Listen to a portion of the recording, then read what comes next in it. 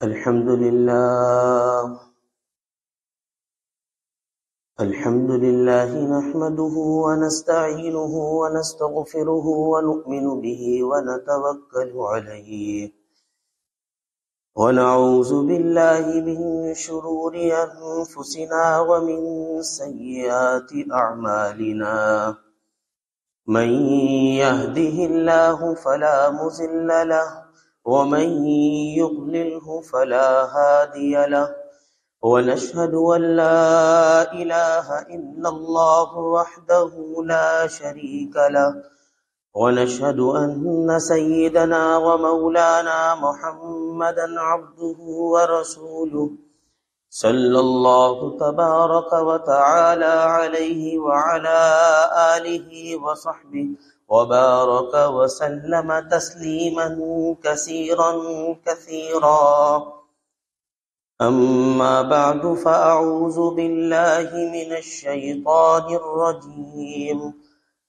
بسم الله الرحمن الرحيم.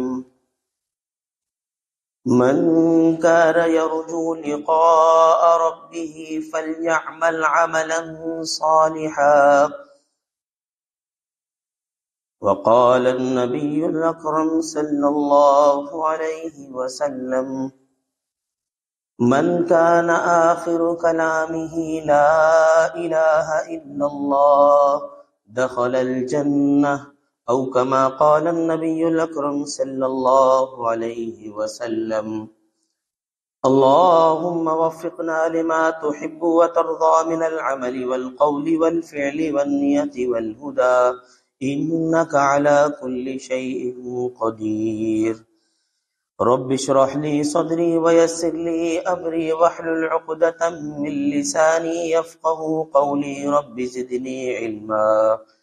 سبحانك لا علم لنا إلا ما علمتنا إنك أنت العليم الحكيم.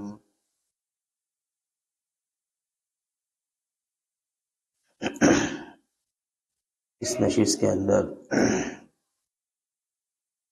میرے بڑے، میرے بزرگ موجود ہیں. بڑوں کے سامنے بیٹھ کر، بڑوں کی نشست پر بیٹھ کر میرے لیے لب کشائی کرنا ذرا مشکل معلوم ہوتا ہے،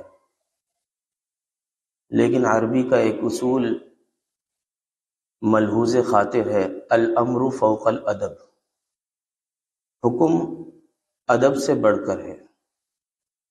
جب بڑے حکم کرتے ہیں کہ یہاں بیٹھ جاؤ، تو اب ادب کا تقاضا یہ ہے کہ اسی جگہ پر بیٹھ جاؤ گے، کیونکہ حکم ادب سے بڑا ہوا ہوتا ہے.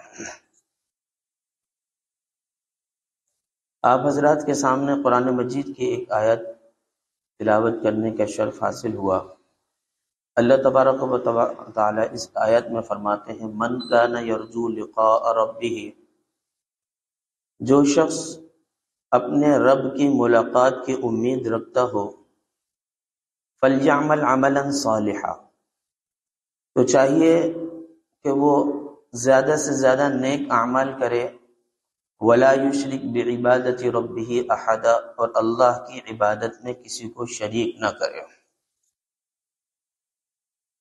جہاں بہت سی دعائیں ہم مانگتے ہیں، ان دعاؤں میں سے ایک بہت اہم دعا جو اللہ سے مانگنی بھی ہے اور اللہ سے منوانی بھی ہے، وہ یہ کہ اللہ تبارک و تعالی ہمیں حسن خاتمے کی دولت سے مالا مال فرمائے. بڑے ماموں جان رحمۃ اللہ علیہ فرمایا کرتے تھے: حسن خاتمہ مع مغفرت کاملہ کے ساتھ. یہ حضرت سے میں نے خود سنا یہ الفاظ. یہ بہت بڑی نعمت ہے، اس لیے کہ اصل اعتبار خاتمے کا ہے. انما الاعتبار بالخواتیم. اگر خاتمہ اچھا ہو گیا تو سمجھو ساری زندگی اچھی ہو گئی. اگر خاتمہ برا ہوا تو سمجھو کہ زندگی بھی بری ہے. تو اصول کیا پتہ چلا؟ کما تعیشون تموتون، کہ جس طرح تم زندگی گزارتے ہو اسی طرح تمہارا خاتمہ بھی ہوگا. اگر زندگی محمود ہے تو خاتمہ بھی محمود ہوگا، اگر زندگی مذموم ہے تو خاتمہ بھی مذموم ہوگا. علماء مشائخ نے لکھا کہ اگر انسان یہ پرکھنا چاہے کہ پل صراط پر سے میں صحیح طریقے سے گزر سکوں گا یا نہیں، تو اپنی زندگی پر غور کر لے کہ احکام شریعت پر استقامت کے ساتھ، دل جمعی کے ساتھ اگر وہ چل رہا ہے تو انشاءاللہ پل صراط پہ بھی جم کر گزر جائے گا،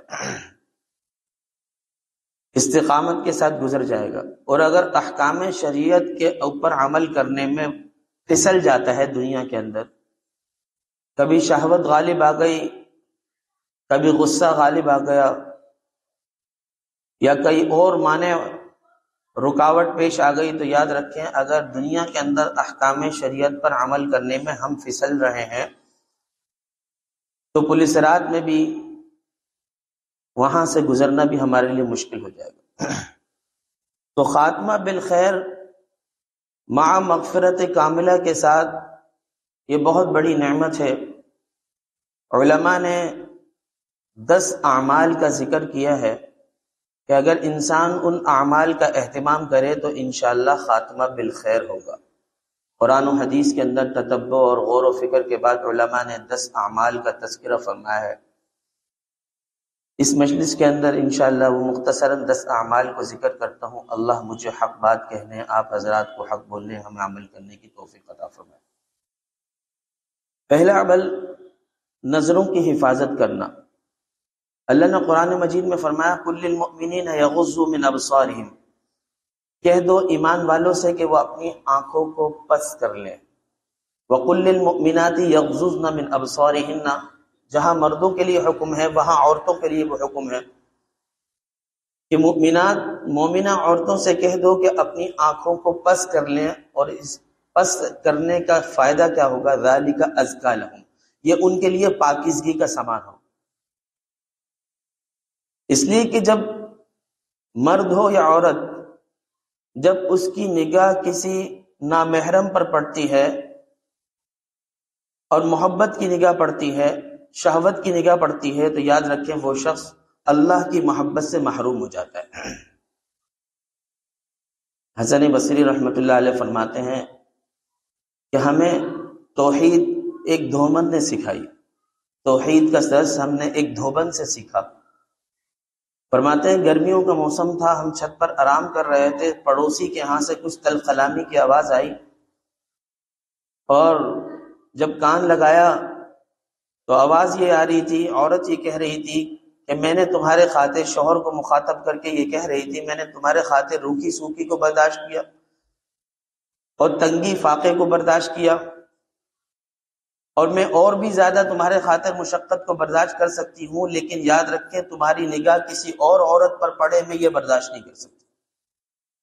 تو بیوی کی محبت ایک ادنا محبت ہوتی ہے، اللہ کی محبت بندے کے ساتھ ایک اعلیٰ محبت ہوتی ہے۔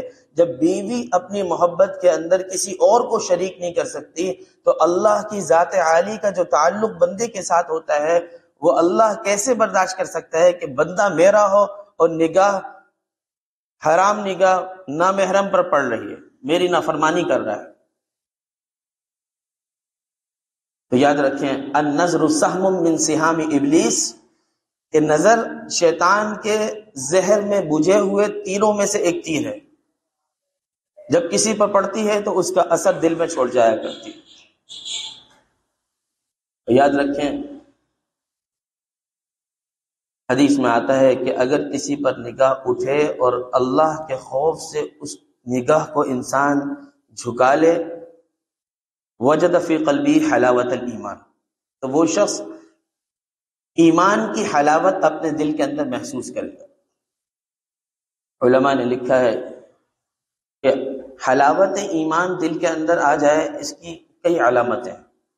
پہلی علامت استلذاذ الطاعہ، کہ اطاعت کے اندر انسان لذت محسوس کرنا شروع کر دیتا ہے۔ اللہ کے سامنے لمبی لمبی رکعتیں پڑھنے میں، تہجد میں لمبی لمبی تلاوت کرنے میں اسے مزہ آ رہا ہوتا ہے، قرآن کی تلاوت کرنے میں، اللہ کا ذکر کرنے میں اس کو مزہ آ رہا ہوتا ہے۔ یہ علامت اس بات کی کہ حلاوت ایمان اس کو نصیب ہو گئی۔ جس طرح اعضاء سے ہم چیزوں کو محسوس کرتے ہیں، خوشبو ہم نے سونگھی تو ایک لذت محسوس ہوئی ناک کے ذریعے، اور کان سے قرآن کی تلاوت سنی، بڑے اچھے قاری صاحب تلاوت کر رہے ہیں، کان میں لذت محسوس ہوئی۔ اسی طرح جب حلاوت ایمان نصیب ہو جاتی ہے تو دل گدگداتے ہیں، دل کے اندر لذت محسوس ہوتی ہے۔ تو پہلی علامت کیا ہے؟ استلذاذ الطاعہ، اطاعت کرنے میں مزہ آ رہا ہوتا ہے۔ دوسری علامت ایثارھا علی جمیع الشہوات، کہ اللہ کی محبت کی وجہ سے، حلاوت ایمان کی وجہ سے تمام گناہوں کو چھوڑ دینا اس کے لیے آسان ہو جاتا ہے۔ تیسری علامت تحمل مشقت فی مرضات اللہ، اللہ کی رضا کو حاصل کرنے کے لیے مشقتیں برداشت کرنا اس کے لیے آسان ہو جاتا ہے۔ اللہ کی رضا کو حاصل کرنے کے لیے وہ مشقتوں کے گھونٹ ایسے پیتا ہے جیسے شربت کے انسان گھونٹ پیا کرتا ہے۔ اور چوتھی علامت حلاوت ایمان کی کیا ہے؟ الرضا بالقضاء، اللہ جس حال میں رکھے اس پر راضی برضا رہنا۔ یہ علامت اس بات کی کہ دل کے اندر حلاوت ایمان ہے، مصائب آئیں، مشکلات آئیں، وہ بھی اللہ کی طرف سے،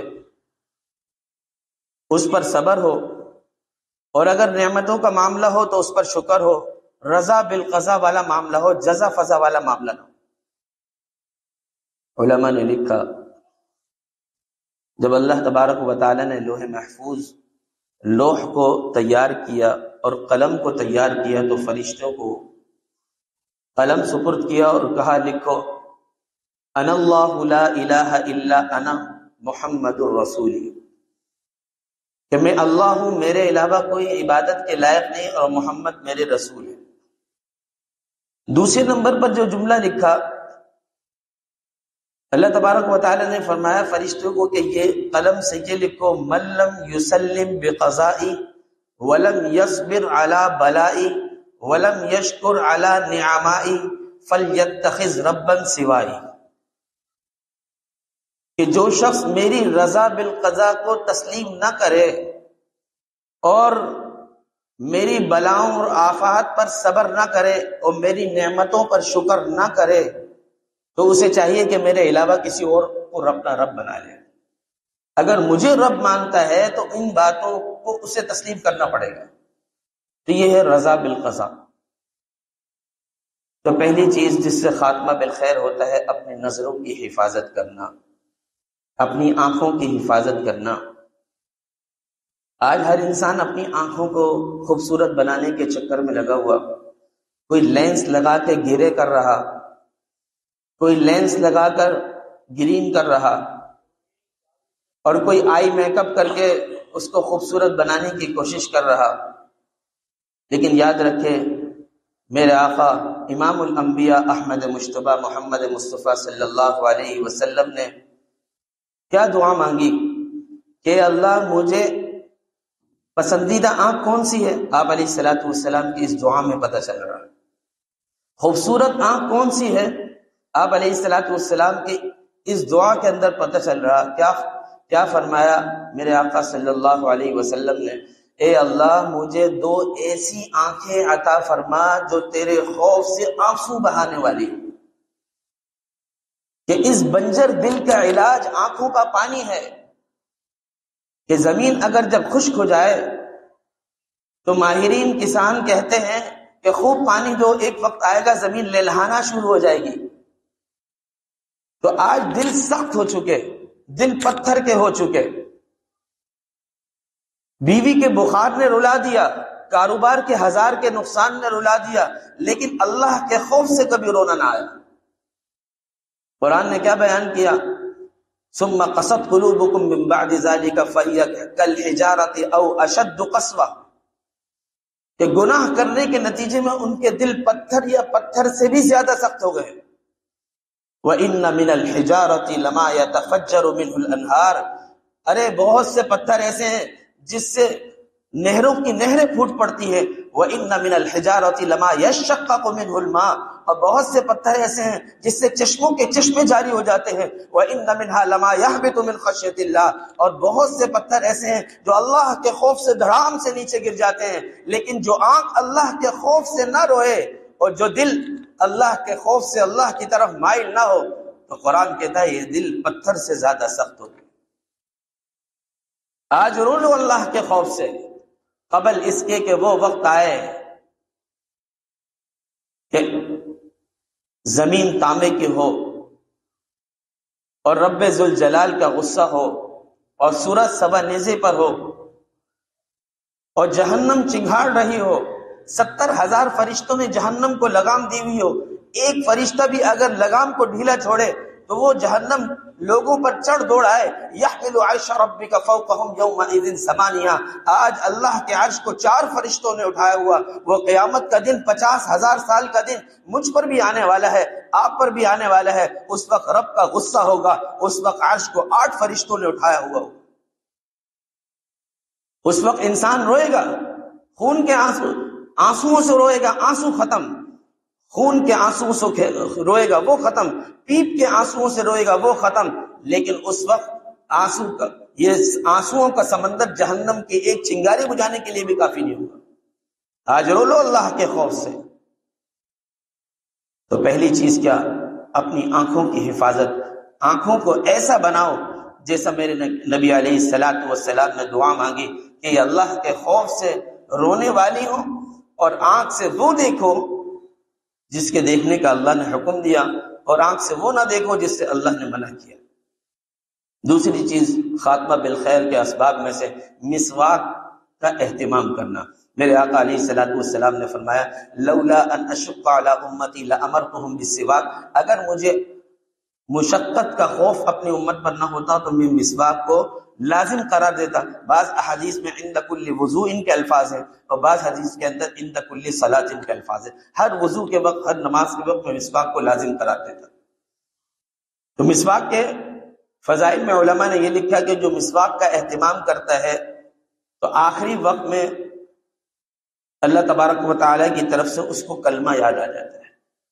مسواک کے بہت سے دنیاوی فوائد، وقت مختصر ہے، لیکن سب سے بڑا فائدہ کیا کہ آخرت میں آخری وقت میں اس کو کلمہ نصیب ہو جاتا ہے. اور جس کو کلمہ نصیب ہو گیا، من کان آخر کلامہ لا الہ الا اللہ دخل الجنہ، جس کا آخری کلام لا الہ الا اللہ ہوا وہ جنت میں داخل ہوگا. تیسری چیز جو خاتمہ بالخیر کے اسباب میں سے علماء نے لکھی وہ ہے اللہ کی نعمتوں پر شکر ادا کرنا. کہ اللہ نے قرآن میں فرمایا لئن شکرتم لازیدنکم، اگر تم شکر کرو گے میں نعمتوں میں اضافہ کروں گا. ولئن کفرتم ان عذابی لشدید، اور اگر تم ناشکری کرو گے تو یاد رکھو تمہارے رب کا عذاب بڑا سخت ہے. چوتھی چیز جو خاتمہ بالخیر کے اسباب میں سے ہے وہ کیا؟ اللہ کے راستے میں صدقہ کرنا. الصدقۃ تدفع غضب الرب وتدفع میتۃ السوء، کہ صدقہ جو ہے رب کی ناراضگی کو دور کرتا ہے اور بری موت سے بچاتا ہے. الصدقۃ تمنع انزال البلاء فی الحال وتدفع سوء المیتۃ فی المآل، کہ صدقہ فی الحال بلاؤں کے نازل ہونے سے روکتا ہے اور آئندہ کے اعتبار سے کیا ہے اس کو بری موت سے بچاتا ہے. تو حسن خاتمہ کے اسباب میں سے چوتھا عمل صدقہ. پانچواں عمل کہ حسن خاتمہ جس کے سبب حاصل ہوتا ہے وہ اللہ والوں کی صحبت اختیار کرنا. اللہ نے قرآن میں فرمایا یا ایھا الذین آمنوا اتقوا اللہ وکونوا مع الصادقین، اے ایمان والو تقوی اختیار کرو اور سچوں کا ساتھ اختیار کرو، اللہ والوں کا ساتھ اختیار کرو. آج لوگ بولتے ہیں اللہ والے ملتے کہاں ہیں؟ جب ہمارا یہ عقیدہ اور ایمان ہے کہ قرآن قیامت تک قابل عمل کتاب ہے، اور اسی قرآن میں اللہ نے فرمایا کہ وَكُونُوا مَعَ الصَّادِقِينَ، سچوں کا ساتھ اختیار کرو، اللہ والوں کی صحبت اختیار کرو، معلوم ہوا کہ قیامت تک اللہ والے موجود ہوں گے.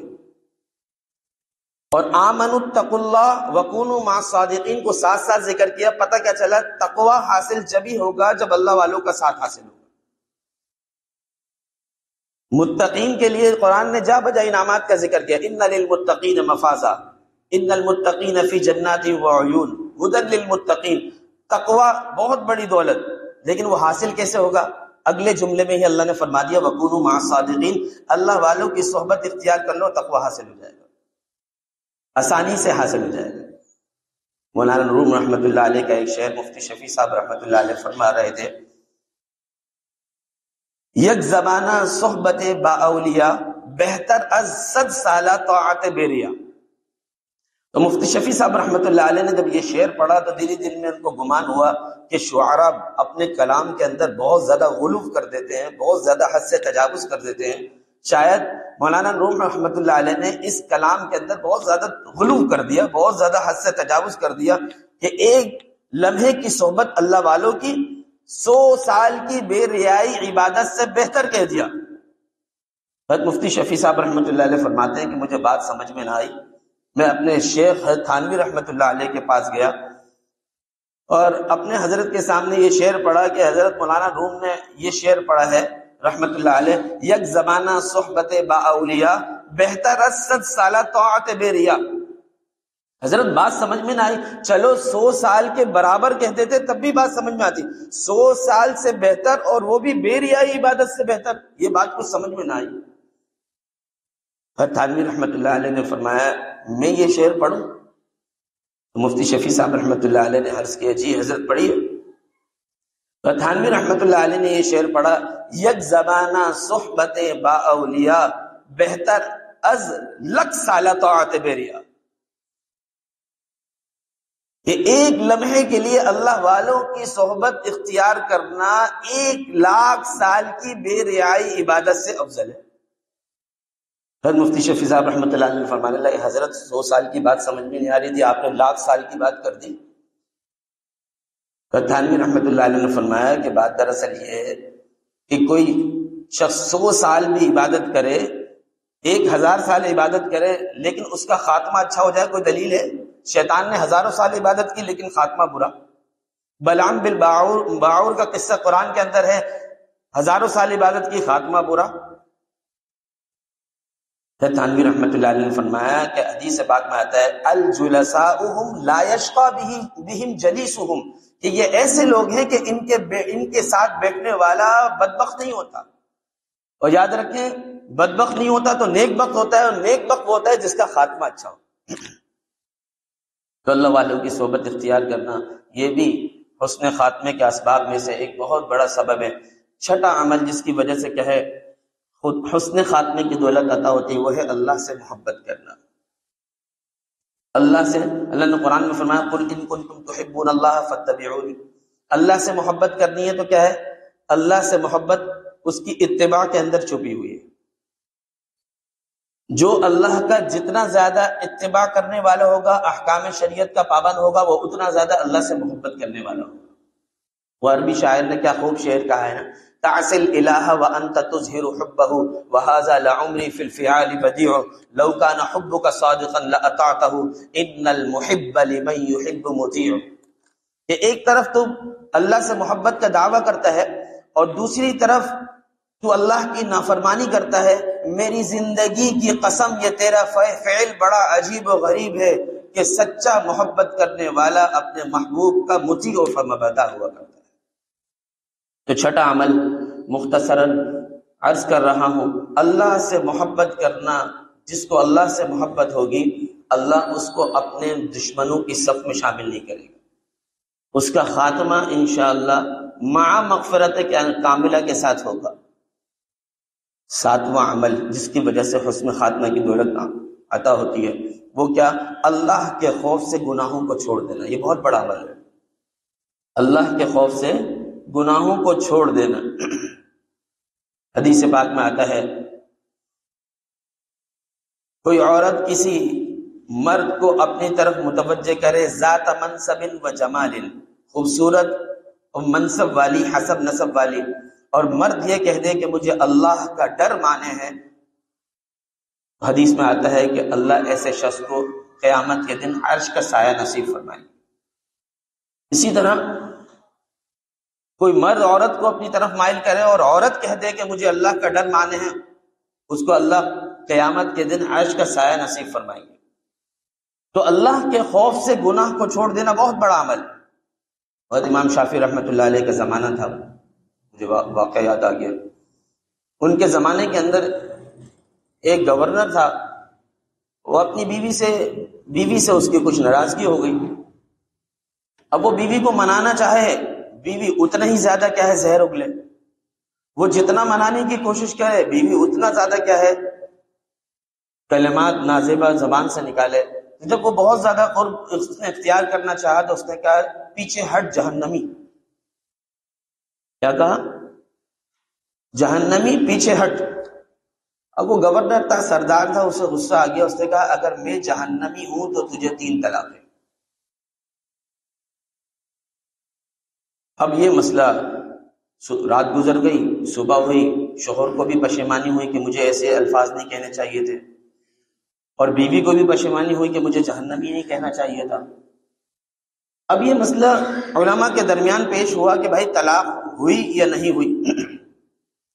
سارے علماء نے کہا کہ بھائی یہ تو جنتی ہونا یا جہنمی ہونا یہ تو آخرت کے فیصلے ہیں، ہم دنیا کے اندر کیسے فیصلہ کرتے ہیں کہ یہ جہنمی ہے؟ اور طلاق کا واقع ہونا جہنمی ہونے پر موقوف ہے۔ اس طلاق کو معلق کیا ہے جہنمی ہونے پر۔ ایک تنجیز طلاق ہوتی ہے، ایک تعلیق طلاق ہوتی ہے، علماء جانتے ہیں اس چیز کو۔ تو یہ طلاق معلق تھی، جہنمی ہونے پر 3 طلاق ہے۔ اب کون فیصلہ کرے کہ جہنمی ہے؟ تو بہرحال بڑے بڑے علماء کے درمیان یہ مسئلہ گیا، سب نے سکوت اختیار کیا اور کہا بھائی ہم اس کا جواب نہیں دے سکتے۔ امام شافعی رحمۃ اللہ علیہ کے پاس جب یہ مسئلہ آیا تو انہوں نے کہا کہ میں اس کا جواب دے سکتا ہوں۔ تو جب بات پہنچی وہ وقت کے حاکم گورنر کے پاس، اس نے کہا، وہ تو پریشان تھا، اس نے کہا بلاؤ بھی فوراً۔ امام شافعی رحمۃ اللہ علیہ کو بلایا گیا۔ امام شافعی رحمۃ اللہ علیہ نے کہا میں اس کا جواب جب دوں گا جب آپ سے کچھ سوالات میں تنہائی میں کرنا چاہتا ہوں۔ میں نے کہا ٹھیک ہے۔ تو تنہائی میں امام شافعی رحمۃ اللہ علیہ نے فرمایا کہ اپنی زندگی کا کوئی ایسا واقعہ بیان کریں کہ جب آپ گناہ کرنے پر قادر ہو چکے تھے اور اللہ کے خوف سے آپ نے گناہ کو چھوڑ دیا ہو۔ کبھی آپ کی زندگی میں کوئی ایسا واقعہ پیش آیا؟ تو اس گورنر، اس حاکم نے کہا ہاں، ایک دفعہ ایسا ہوا کہ میں کسی عورت سے گناہ کرنے پر قادر ہو چکا تھا، میں حاکم تھا، کوئی مجھ سے پوچھنے والا بھی نہیں تھا، لیکن جب بالکل میں قادر ہو گیا تو مجھے اللہ کا خوف مانے آیا اور میں نے اس گناہ کو چھوڑ دیا۔ امام شافعی رحمۃ اللہ علیہ نے فرمایا کہ اگر آپ کی زندگی میں ایسا واقعہ ہوا ہے تو میں فتویٰ یہ دیتا ہوں کہ طلاق واقع نہیں ہوئی۔ اب سارے علماء ایک طرف کہنے لگے آپ نے کیسے فیصلہ دے دیا، کیسے فتویٰ دے دیا کہ یہ جہنمی نہیں ہے جنتی ہے، کیسے؟ امام شافعی رحمۃ اللہ علیہ نے عرض کیا کہ بھائی فتویٰ میں نے نہیں دیا، فتویٰ میرے رب نے قرآن میں دیا۔ وہ کیا؟ وَأَمَّا مَنْ خَافَ مَقَامَ رَبِّهِ وَنَهَى النَّفْسَ عَنِ الْهَوَىٰ فَإِنَّ الْجَنَّةَ هِيَ الْمَأْوَىٰ، جو اپنے رب کے سامنے کھڑا ہونے سے ڈرا، وَنَهَى النَّفْسَ عَنِ الْهَوَىٰ، اور اس نے خواہشات نفس کو روک لیا، فَإِنَّ الْجَنَّةَ هِيَ الْمَأْوَىٰ، جنت اس کا ٹھکانہ ہے۔ تو یہ تو جنتی ہے، لہذا طلاق کا واقع ہونا جہنمی ہونے پر موقوف تھا، اور قرآن اس کے لیے فیصلہ کر رہا ہے کہ یہ تو جنتی ہے۔ تو 7واں عمل جو میں نے عرض کیا، اللہ کے خوف سے گناہ کو چھوڑ دینا، اس سے بھی حسن خاتمہ کی دولت عطا ہوتی ہے۔ 8واں عمل جس کی وجہ سے اللہ تبارک و تعالیٰ کیا ہے حسن خاتمہ کی دولت سے نوازتے ہیں، اذان کے کلمات کا جواب دینا، اور پھر اس کے بعد جو مسنون دعا ہے اس کا پڑھنا، یہ بہت بڑا عمل ہے۔ اب علیہ الصلوۃ والسلام نے فرمایا اللہم رب ھذہ الدعوۃ التامہ، یہ جو دعا ہے مسنون دعا، اذان کے کلمات کہنے کے بعد یہ دعا پڑھے، آپ نے فرمایا حلت لہ شفاعتی، اس کے لیے میری شفاعت لازم ہو گئی۔ اور جب آپ علیہ الصلوۃ والسلام کی شفاعت ہو گئی تو لامحالہ اس کا خاتمہ کیا ہوگا؟ اچھا ہوگا۔ زبیدہ خاتون بہت کارنامے انہوں نے انجام دیے، اور نہر حاجیوں کے لیے عرفات اور مینا سے ہوتی ہوئی ایک نہر تیار کی، جہاں جاتی تھی، ہارون رشید کی یہ اہلیہ تھی، جہاں جاتی تھی دیکھتے تھی بھائی حاجیوں کو کسی چیز کی ضرورت ہے، فوراً اس کا انتظام کرتی تھی۔ لہٰذا حج کے سفر پر گئیں تو جب دیکھا کہ حاجیوں کو پانی کی ضرورت ہے اور پانی بڑی مشقت سے ملتا ہے تو فوراً اپنے کیا ہے انجینئروں کو حکم دیا کہ نہر کھودی جائے. جب خرچ کا اندازہ لگایا تو انجینئروں نے کہا خرچ بہت زیادہ آئے گا. کیا فرمایا کدال کی ایک ضرب کی مزدوری اگر 1000 اشرفی بھی دیا جائے تو بسط خوشی دوں گی، لیکن یہ کام کیے بغیر تو بہت بڑے بڑے کارنامے انجام دیے. لیکن جب انتقال ہوا تو کسی نے خواب میں دیکھا اور عرض کیا کہ آپ کے ساتھ اللہ کا کیا معاملہ ہوا؟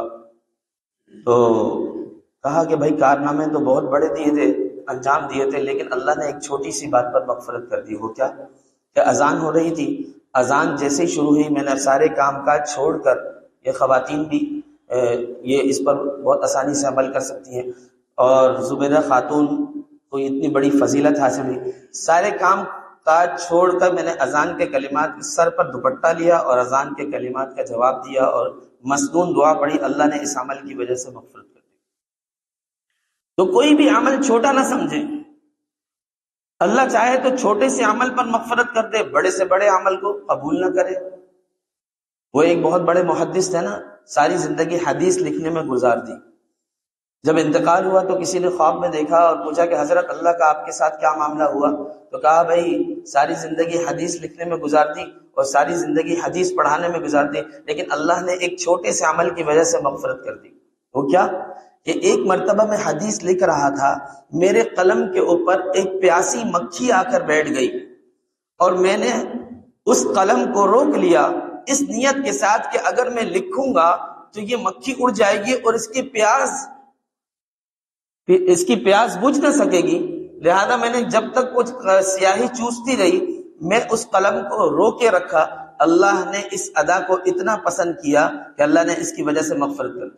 تو آپ غور کریں، ساری زندگی حدیث لکھتے رہے اور جب تک قلم رکا اس وقت حدیث نہیں لکھی گئی. حدیث لکھنے پر مغفرت نہیں ہوئی، حدیث کے نہ لکھنے پر مغفرت ہو گئی. تو اللہ تو جس عمل کو چاہے قبول کر لے.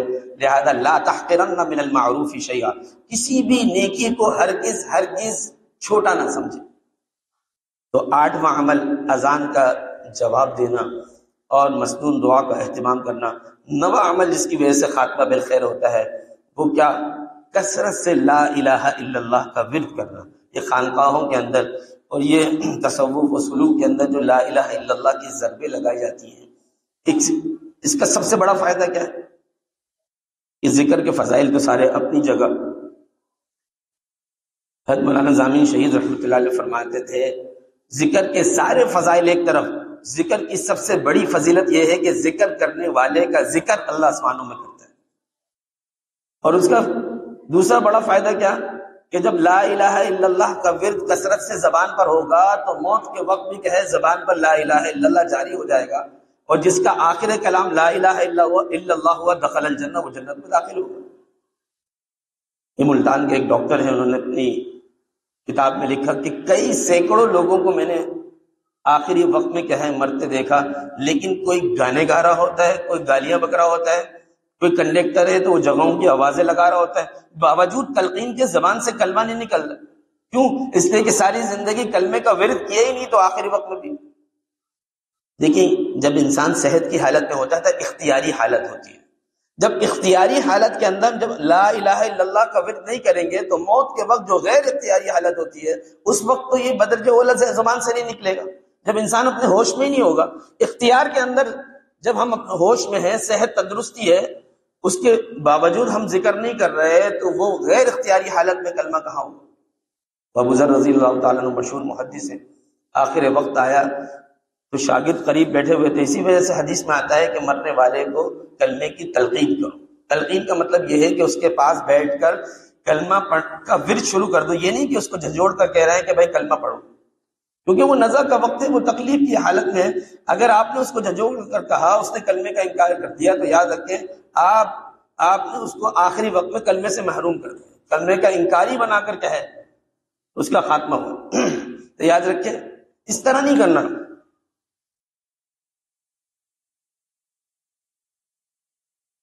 بلکہ حدیث پاک میں آتا ہے کہ ایسے شخص کے سامنے تلقین ہو. کیا مطلب؟ اس کے سامنے کلمے کا ورد کرنا شروع کر دیا. بس یہ ہے کہ وقت مختصر ختم ہو رہا ہے۔ 10واں عمل میں ذکر کر دیتا ہوں۔ ایک تو خاتمہ بالخیر کی دعا کرنا، یہ بھی کیا ہے، خاتمہ بالخیر کے اسباب میں سے بہت اہم سبب ہے۔ اللہ ان 10 باتوں پر عمل کرنے کی توفیق عطا فرمائے۔ رب اغفر وارحم وانت خیر الراحمین۔ اللهم لك الحمد كما أنت أهل، وصل على محمد عبدك ورسولك كما أنت أهل، وافعل بنا ما أنت أهل ولا تفعل بنا ما نحن أهل، فإنك أهل التقوى وأهل المغفرة۔ اللهم صل على سيدنا محمد وعلى آل سيدنا محمد۔ یا اللہ یا رحمان یا رحیم، یا اللہ جو کہا سنا اس پر عمل کرنے کی توفیق عطا فرما۔ ان 10 اعمال کو اپنی زندگیوں میں یا اللہ اہتمام کے ساتھ لانے کی توفیق عطا فرما۔ رب اغفر وارحم وانت خیر الرحیم، وصلی اللہ تعالی علی خیر خلق محمد وآلہ واصحابہ اجمعین برحمتک یا ارحم الراحمین۔